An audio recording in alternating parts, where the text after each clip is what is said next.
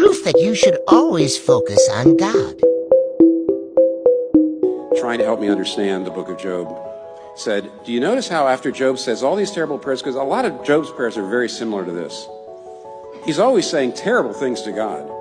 But at the very end, God says, Job has honored me. And he actually turns to Job's friends and says, you better ask Job to pray for you or I'm going to smite you.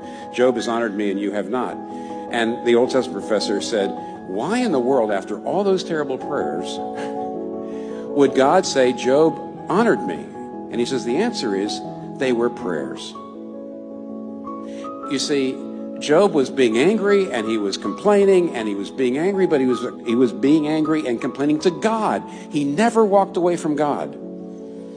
He said, I don't understand you, God. I'm angry at you, but he never turned away.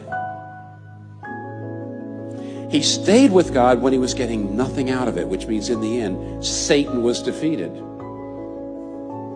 And what's happening here is this man, even though he is not in any way praying the way he ought to pray, he's still praying. He says, darkness is my closest friend, but he's saying it to God, which means Satan is defeated. Which means when you go through darkness, if you don't feel God's there, but you hold on anyway and you say, you know what?